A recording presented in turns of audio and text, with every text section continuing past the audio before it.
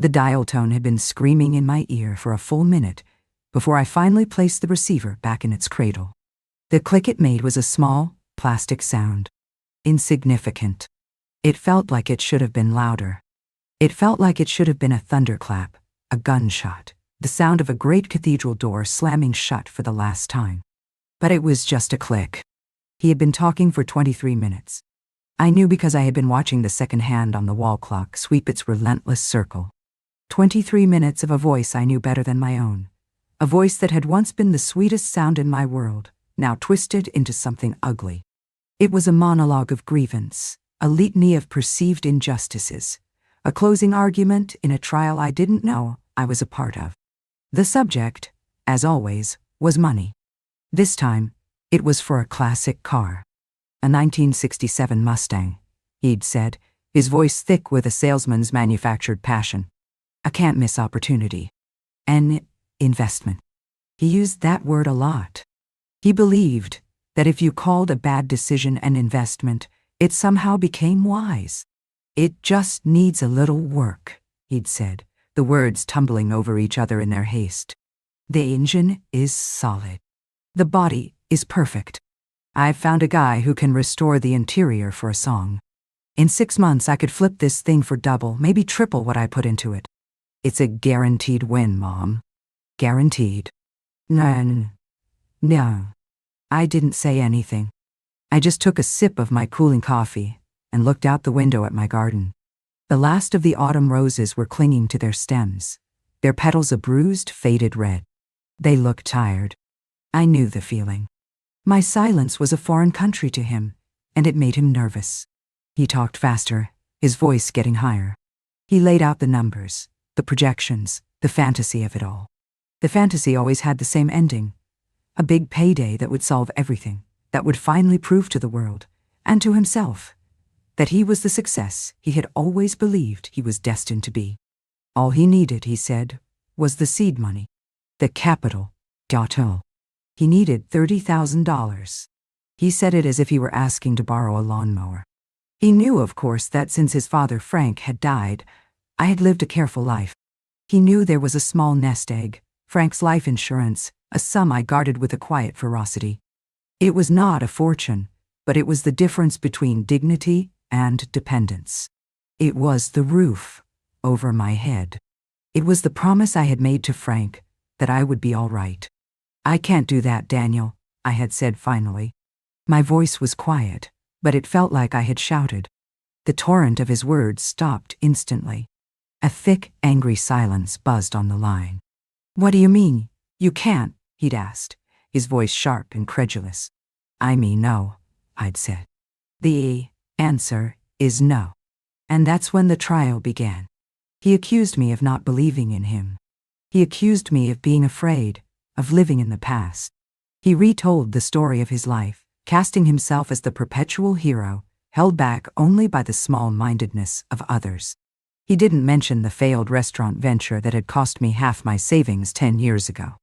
He didn't mention the sure-thing tech startup that had disappeared overnight, along with my $20,000. Those were just bumps in the road, erased from his personal history. In his story, he was always one deal away from greatness. I was the only thing standing in his way. I looked down at my hands. They were my mother's hands now, the knuckles swollen slightly, the skin a roadmap of a life spent working. These hands had changed his diapers, baked his birthday cakes, signed his college application, written checks to his landlords. These hands had worked themselves to the bone for him, and he saw them as fists, clenched, holding back what was rightfully his. The final minutes of the conversation were a blur of his escalating anger. He was losing, and he knew it. So he reached for the only weapon he had left. The biggest one. The one designed to shatter me completely. You know what, Mom, he'd said, his voice dropping to a low, venomous calm. This is it. This is the last time I ask. If you can't support me, if you can't be in my corner on this, then we're done. I'd waited. If you don't give me this money, he said, each word a carefully placed stone, then as far as I'm concerned, I'm no longer your son. The ultimatum hung in the air between us. It was meant to be a nuclear bomb. It was meant to terrify me into submission, to force me to choose between my financial security and my relationship with my only child. He believed, with the absolute certainty of a lifelong spoiled child, that I would crumble, that my identity as Daniel's mother was more important to me than anything, that I would sacrifice everything to avoid being erased by him. I looked around my quiet kitchen. I saw the framed photo on the counter of Frank and me, squinting in the sun on our 25th anniversary. I saw the childish drawing from my granddaughter, taped to the refrigerator, a lopsided heart with the words, "I love Nana." I saw the worn-out dish towel with the bluebirds. A whole life. A life of love and work and quiet dignity. A life that was mine. And I realized in a moment of stunning, ice-cold clarity that he was right. This was it. The end of the line. The bond between us had been stretched thin by years of his taking and my giving, and now it was about to snap. But it was he who was holding the scissors. "I see," I'd said into the phone. His confidence wavered for a second. He had expected tears, pleading. My calm was not part of his script. "I mean it, Mom," he'd said, a note of desperation creeping in. And I knew, with a certainty that settled deep in my bones, what I had to say. It was not a choice I was making, but a truth I was finally accepting. He had set the terms. I was merely agreeing to them. "Then let's end this bond today." I said the words quietly. My voice did not shake. They were the truest words I had spoken to him in years. And then I hung up the phone. Now I sit at the table. The silence in the house is different. It's not the peaceful silence of an empty home. It's the deafening silence of an amputation. A part of me has been severed. The part that was Daniel's mother. The part that had defined me for more than half my life. I feel its absence like a phantom limb, a hollow, aching void where something used to be. The clock on the wall ticks. The faucet in the sink drips. The world continues, indifferent. I lift the mug of coffee to my lips. It's stone cold. I drink it anyway. The minutes after the click of the receiver were a strange, distorted country. I sat unmoving at the kitchen table, and the world seemed to slow down. The drip from the faucet became a singular, momentous event. The sweep of the clock's second hand was a slow, majestic arc. I felt as if I were underwater, the silence of my house, a heavy, pressing sea. "And let's end this bond today." "And then I say, I'm actually at it for you here. The words I had spoken replayed in my mind, not as a memory, but as if someone else had said them. A stranger. A woman I didn't know. A woman of ice and stone. Who was she? Where had she come from? For 40 years, my every response to Daniel had been conditioned, a series of maternal reflexes as ingrained as breathing. I was the kisser of scraped knees, the baker of favorite cakes, the sinner of checks, the weaver of excuses. I was the soft place, the safe harbor, the unconditional yes. That woman was gone. She had been sitting at this table 24 minutes ago. Now, a stranger sat in her place. I thought of Daniel. I tried to picture his face when I'd said those words. The shock, the disbelief turning to rage, the dawning, terrifying realization that his ultimate weapon had misfired, that the bomb he had so carefully built had detonated in his own hands. He had expected me to beg, to bargain, to weep. He had expected me to say, "I don't say that, Danny. Of course I'll help. How much do you need?" He had counted on my love being a form of weakness. He had never imagined it could be a source of strength. The house felt colder. I wrapped my arms around myself, my thin cardigan suddenly inadequate. The bond. A bond is a connection. It is supposed to be a two-way street, a current of love and support flowing in both directions. For years, decades, mine had been a one-way wire, a direct line from my heart, my home, my bank account, straight to him. I had poured everything I was into that wire, and nothing had ever come back. Not really. There were the perfunctory Mother's Day cards. The rushed Christmas morning visits with his wife, Jessica, who always seemed to be checking the time. The occasional phone call that always ended with a request. I had told myself this was normal, that this was the nature of a mother's love for her son. A selfless, endless outpouring. I had read books and magazine articles that praised the nobility of maternal sacrifice. But this hadn't felt noble. For a very long time, it had felt like being slowly drained. A quiet, continuous hemorrhaging of self. The turning point was not the phone call itself.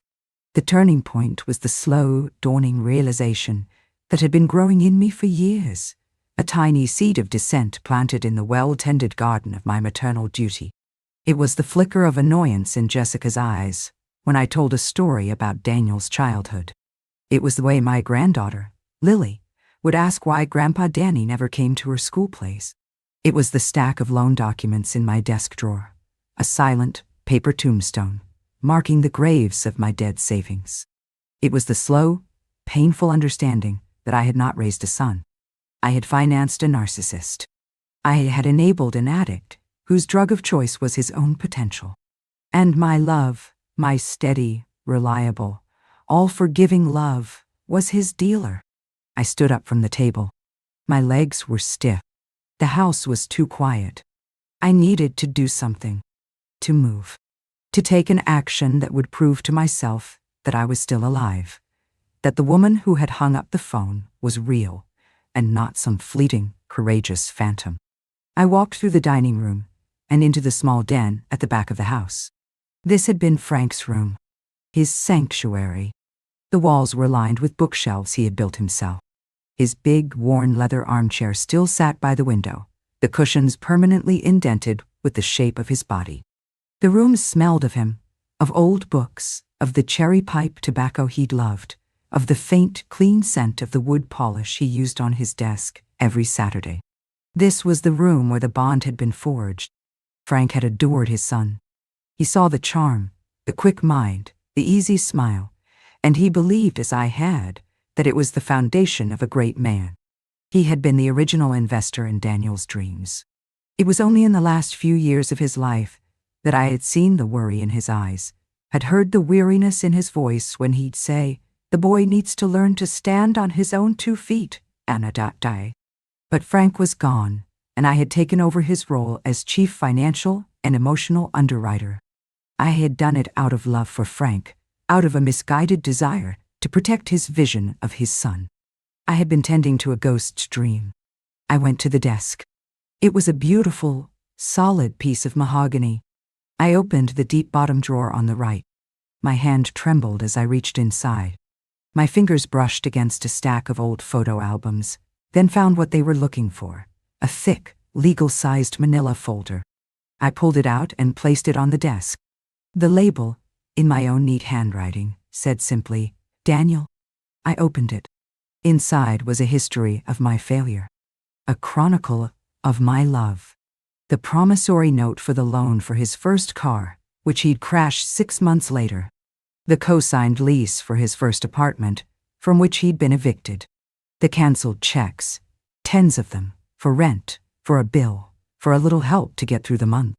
And at the bottom, the thick, glossy prospectus for his restaurant, The Gilded Spoon, full of lavish drawings and confident projections. Tucked inside it were the withdrawal slips from my retirement account. A monument of bad decisions, a paper trail of my enabling. I looked at it all, spread out on Frank's desk. It was a life's work. The work of slowly, lovingly, crippling my own son. The work of teaching him that actions have no consequences, that promises are disposable, that a mother's love is a bottomless ATM. Oh, the woman of stone who had been on the phone returned. She looked at the pathetic, heartbreaking pile of papers, and she was not sad. She was furious. A clear, cleansing anger. An anger at him for his selfishness, for his bottomless need. And an anger at myself for my weakness, for my fear, for my complicity.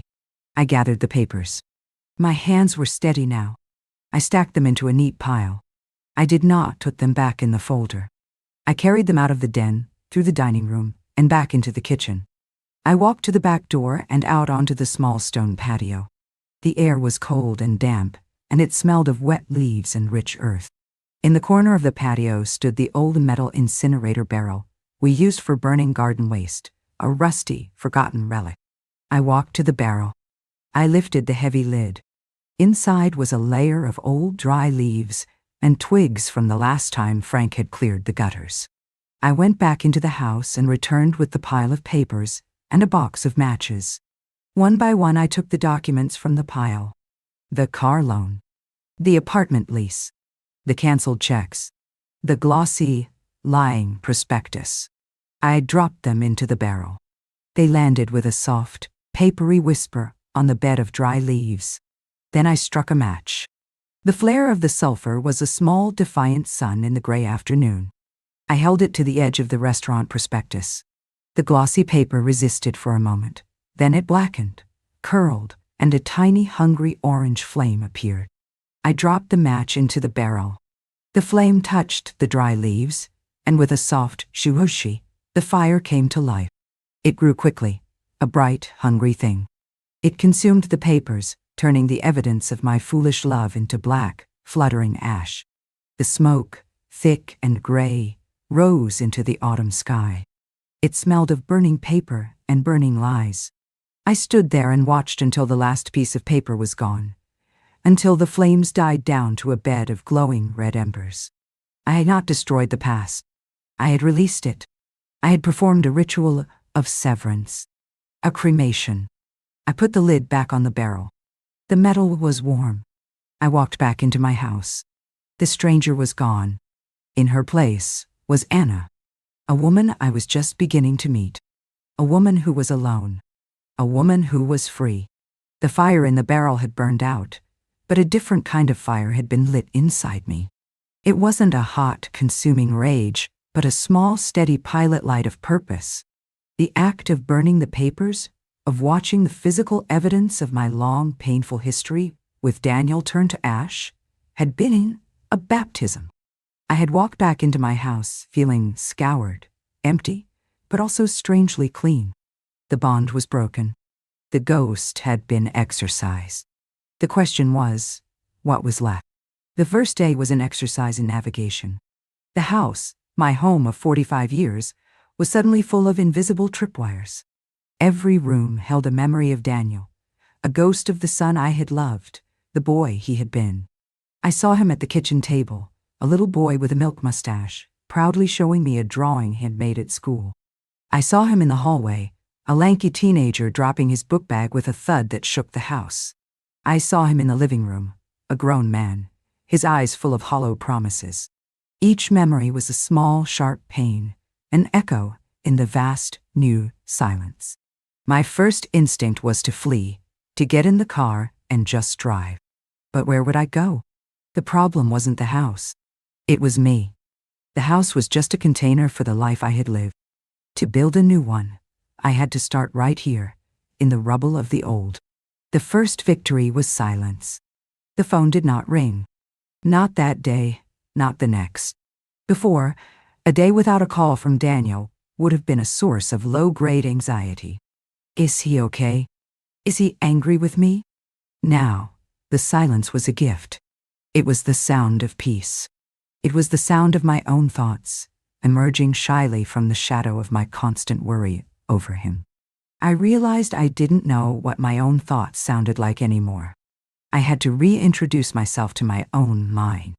I started with food. For years, my grocery shopping had been dictated by Daniel's preferences. I always had his favorite brand of coffee, the sugary cereal he still ate like a child, the thick-cut steaks he loved. My own tastes had been sublimated for so long, I wasn't even sure what they were. The next morning, I drove to the grocery store. But I didn't go to the big, familiar chain supermarket. I drove to a small independent market on the other side of town, a place I'd never been before. It smelled of fresh herbs and good cheese. I walked the aisles with no list, no agenda. It was a strange, liberating feeling. I bought things I hadn't bought in years. A lemon, a block of sharp, crumbly Parmesan cheese, a bunch of fresh basil, a bag of expensive, dark roast coffee that smelled like heaven. I didn't buy milk. I didn't buy sugar. I didn't buy a single thing for him. The groceries in my cart looked like they belonged to a different woman. An Italian woman, perhaps. A woman with sophisticated tastes. I smiled. That night, I cooked for myself. I made a simple pasta with lemon, basil, and garlic, topped with shavings of Parmesan. I sat at my kitchen table, the one where I had made the momentous phone call, and I ate. The flavors were bright, sharp, and clean. It was a meal for an adult. It was delicious. I savored every bite. It was an act of profound self-care. It was a small victory. After a week, the house began to feel less like a museum and more like a home that was waiting for its owner to return. I realized the entire place had been arranged around a life that was no longer being lived. It was arranged for a family, for guests, for a son who might drop by. It was not arranged for me. My project began in the bedroom. Frank and I had shared a queen-sized bed. After he died, I had kept to my side, the right side, the force of habit so strong that the left side of the bed remained pristine, the pillow undented. I was sleeping in half a bed, living half a life. I went to a department store. I walked past the sensible bedding sets. I found the section with the luxurious, high thread count sheets. I bought a new set of sheets, a pale, silvery green, the color of new leaves after a spring rain. I bought a new duvet, light but warm. And I bought new pillows. 4 of them. Plump, soft, and decadent. That night, I stripped the old bedding from the bed. I remade it with the new sheets. It looked beautiful. And when I went to sleep, I did not crawl into my accustomed space on the right side. I lay down right in the very center of the bed, spread-eagled like a snow angel. I slept surrounded by a sea of clean sheets and plump pillows. I slept like a queen in her own kingdom. It was the best I had slept in years. After a month, the phone call came. It wasn't from Daniel. It was from Lily, my granddaughter. She was 16. "Nana," she said, her voice small and hesitant. "Is it okay that I'm calling?" "Of course, sweetheart," I said, my heart giving a painful squeeze. "It's always okay for you to call." Dad's really angry," she said. "He told me not to talk to you. He said you disowned him." I closed my eyes. The ugliness of his words passed down to his own child. "That's not what happened, Lily," I said gently. "Your father and I had a disagreement, a serious one. He chose to stop speaking to me." "Oh," she said. There was a long pause. I could hear her breathing on the other end. "He told Mom he was moving out. They're getting a divorce." The news should have shocked me, but it didn't. It felt inevitable. A house of cards built on a shaky foundation had finally collapsed. I felt a surge of pity, not for Daniel, but for Jessica and Lily, caught in the wreckage of his endless, selfish chaos. "I'm so sorry to hear that, sweetheart," I said. "Yeah," she said, her voice wobbling. It's a lot. Anyway, I wanted to know if you were okay." I wanted to know if you were okay. A simple, profound question. The question her own father had never learned to ask. A current of love flowing back to me on that one-way wire I thought had been cut. It had not been cut. It had just found a new path. "I am okay, Lily," I said, and I was surprised by the truth of it. "I really am, and I'm here, anytime you want to talk, anytime at all." We talked for another 20 minutes. About her school, about her friends, about a boy she liked. It was a normal, rambling, teenage conversation. It was a conversation I had been starving for. When we hung up, I felt a warmth spread through my chest that had nothing to do with coffee. That was the biggest victory of all. The bond had not been broken. It had been clarified. The love that was toxic, the love that was a transaction, had been severed. But the love that was real, the love that was rooted in genuine care and connection, had survived. It had been there all along, waiting. Not in my son, but in his daughter. My new life wasn't about erasing the past. It was about building a future. And for the first time, I felt like I had the right tools for the job. Autumn gave way to the first hard frosts of winter. The last of the roses in my garden finally surrendered, their petals turning to a brittle brown lace. I covered their roots with mulch, a quiet promise of spring. The world outside grew quiet and still, and the world inside my house followed suit. My new life had settled into a rhythm that was as gentle and predictable as the seasons. My days were marked by the smell of coffee and turpentine, the quiet scratch of a pencil on paper, the rustle of a turning page. The weekly phone calls with my granddaughter, Lily, became the anchor of my week. We talked about everything and nothing. She told me about the dramas of her high school, the impossible demands of her chemistry teacher, the new song she was learning on the guitar. I told her about the book I was reading, the new color I was trying to mix for a painting of the winter sky, the stubborn squirrel that kept raiding my bird feeder. I never brought up her father, and neither did she. Our conversations were a safe harbor, a small island of normalcy in the stormy sea of her parents' divorce. It was through these calls that I learned, in snippets, about Daniel's new life. He had moved into a small, furnished apartment across town. He had sold the Mustang project at a loss to make a deposit. He was working, she said, for a company that sold solar panels door to door. The rocket ship to the moon had been traded for a clipboard and a list of addresses. One cold, bright Saturday afternoon in January, I was in the den, sorting through a box of Frank's old records, when the doorbell rang. The sound was so unexpected it made me jump. I wasn't expecting anyone. Lily was with her mother for the weekend. My heart began to beat a little faster. A cold premonition washed over me. I walked to the front door and looked through the peephole. It was him, Daniel. He was standing on my porch, shifting his weight from foot to foot. He wasn't wearing a suit. He was wearing a thin jacket, inadequate for the biting wind, and a pair of jeans. His face was pale, his cheeks hollowed out. He looked older, smaller, diminished. The arrogant confidence that had been his armor for so long was gone. He just looked cold and tired. I didn't open the door right away. I stood there, my hand on the doorknob, my mind racing. What did he want? Had something happened?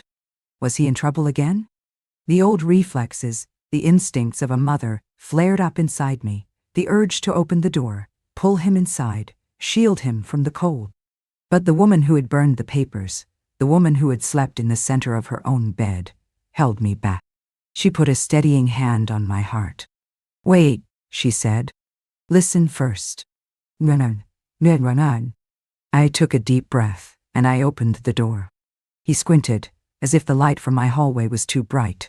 His eyes met mine, and then they darted away, unable to hold my gaze.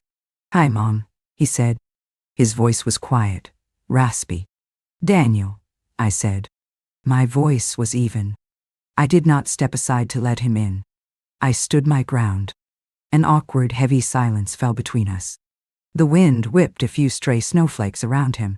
He hunched his shoulders against the cold. "Can I?" he started, gesturing vaguely toward the inside of the house. "Just for a minute. It's cold out here." "Why are you here?" I asked. The same question I had asked him months ago, but the reason felt different this time. He looked down at his shoes. They were scuffed and worn. "I saw Lily's guitar at the apartment," he mumbled. "The one you bought her for her birthday?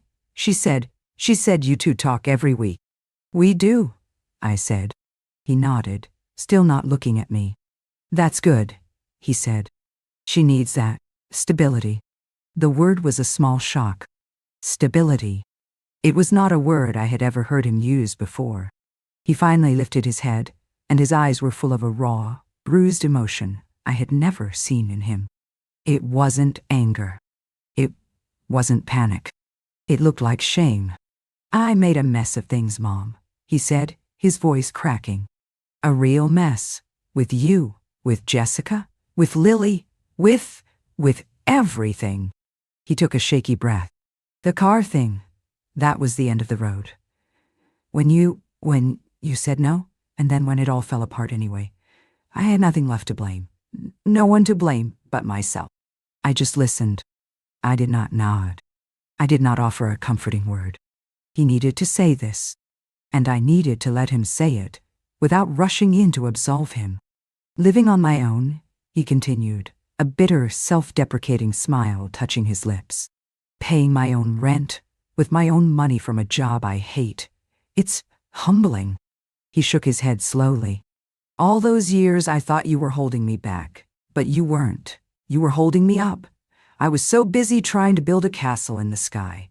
I never realized I was living in a house you and Dad had already built for me. I never even said thank you. The silence stretched between us again. This was the moment. The apology I had never thought I would hear. The acknowledgement of a lifetime of taking.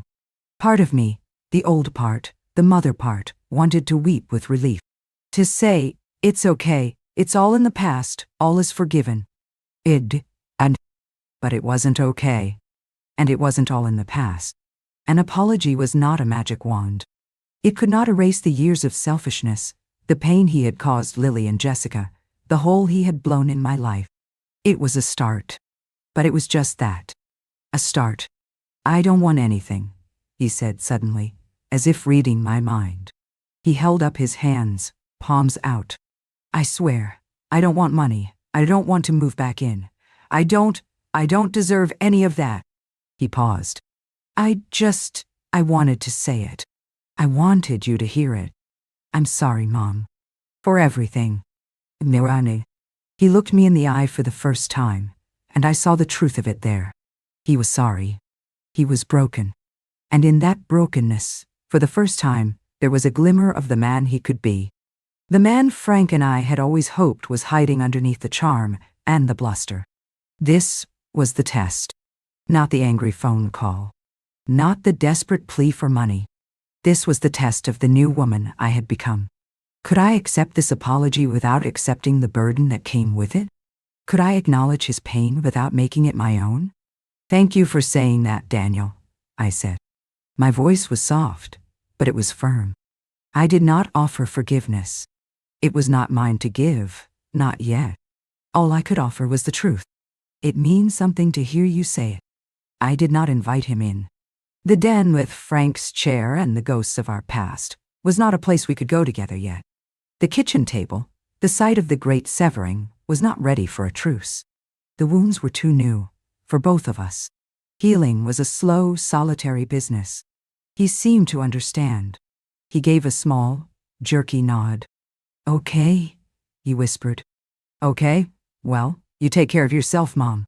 You too, Daniel, I said. He turned and walked away, back down the porch steps, his shoulders hunched against a wind that was more than just the weather. I watched him walk down the street until he turned the corner and was gone. I closed the door. My house was quiet again. But this time, the silence was not empty. It was filled with a fragile, tentative hope. A seed had been planted in the frozen ground. I had no idea if it would grow. But for the first time, the future between my son and me was not a closed door. It was just a long, quiet, unmarked road, stretching out into the winter landscape. And for now, that was enough. The winter was long and quiet. I marked the passing of the days not by a calendar, but by the progress of my paintings. I learned to mix the precise, pearly gray of a snow-heavy sky. I learned to capture the sharp, blue-black of a tree's shadow on the snow. I learned that my own company was not a punishment. It was a quiet, comfortable space in which I could finally breathe. I did not hear from Daniel again, but I heard of him through Lily. He was still working the solar panel job. He had not missed a child support payment. He called Lily every Sunday, and their conversations, she said, were different now. He asked her questions about her life. He listened to the answers. He was, she said, with a note of wonder in her voice, like a normal dad. He did not ask her about me. He seemed to understand that our quiet, separate paths were a necessary part of the new landscape. Spring arrived, not all at once, but in a series of small, hesitant victories. The first crocuses pushed their brave purple heads through the last of the dirty snow. The days grew longer, the light softer. I cleaned out the incinerator barrel in the backyard, tipping the cold, fine ash of my old life into the compost heap. It would nourish the roses. Nothing is ever truly wasted.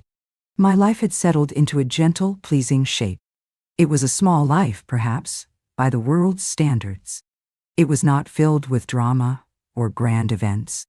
It was filled with the smell of wet earth in the garden, the particular joy of finding a book at the library you've been wanting to read, the quiet satisfaction of painting a sky that looked, for the first time, exactly like the sky outside your window. It was a life built not on grand gestures, but on the accumulation of small, quiet moments of peace. And I had discovered that peace is a far more precious commodity than happiness. This morning, I am sitting on my back porch. It is early June, and the world is lush and green. The air is sweet, with the scent of the climbing roses I've been tending, the ones that now cover the back fence in a riot of crimson. My coffee is in my favorite mug, the one with the chip on the rim. In my lap is a letter. The handwriting is Lily's. She has been accepted to the State University, the one 2 hours away. She will be studying to be a teacher. Like you always said I should, she wrote. And then, at the bottom of the letter, a postscript. EPPS, Dad is taking me dorm shopping on Saturday. He asked if maybe, after we were done, the three of us could get a cup of coffee. He said he would understand if the answer is no. I read the postscript again. I would understand if the answer is no. 4 small words. 4 words that showed more growth than all the grand pronouncements of his past. It was an invitation, not a demand. A question, not an ultimatum. He was offering me a choice. He was acknowledging my boundaries. He was, for the first time, treating me not as a function, a resource, an endless supply, but as a person. I look out at my garden. A fat bumblebee buzzes lazily among the roses. The world is peaceful. My world is peaceful. A year ago, this invitation would have sent me into a spiral of anxiety. What should I do? What does he want? What if he asks for something? Now, I feel only a quiet calm. I know what I will do. I will go. I will drink a cup of coffee. I will listen. I will see who this new man is. This man my son is trying to become. I do not know what the future holds. I do not know if this fragile new connection will last. The bond between us will never be what it was. The blind, absolute love of a mother for her child is gone forever. But perhaps something better can grow in its place. Something more honest. Something between 2 adults. Something real. I fold the letter and place it on the small table beside me. The road ahead is unknown. But I am not afraid. My peace is not so fragile anymore. It is not dependent on his actions, but on my own. It has been tested. It has held. Whatever happens next, I will be all right. So, that's my story. Or at least the story of how one life ended and another began. It's not really a story about a mother and a son. It's a story about a bond. About how the bonds that are supposed to nourish us can sometimes become chains. And about the terrifying, necessary act of breaking them. Maybe you know this feeling. Maybe you have a bond in your life with a child, a partner, a parent, a friend, that has become a one-way street. A relationship where your love is taken for granted, where your support is treated as an obligation, where your own needs have been erased to make room for theirs. We are told that loyalty is a virtue, that family is everything, that to sever a bond is the ultimate act of betrayal. But what if the bond itself is the betrayal? What if it is betraying the person you were meant to be? The most sacred bond you will ever have is the one you have with yourself. It is the only one you are truly responsible for maintaining. And sometimes, to honor that bond, you have to have the courage to break another. To say, this far and no further. To choose your own peace over their chaos. To walk away not out of hatred, but out of a radical act of self-love. My journey didn't start with anger. It started with a quiet click of a telephone receiver. It started with the whisper of a single, powerful word, no. And then, another, enough. Those are the words that rebuild worlds. They are the words that give you back to yourself. So, I will leave you with a question. Is there a bond in your life that is costing you your peace? Is there a relationship that is asking you to be smaller so that it can be bigger? You already know the answer. And you are the only one with the power to change the terms. If you feel like sharing, I'll be here, reading your stories and holding a space for the quiet, brave work of reclaiming yourself.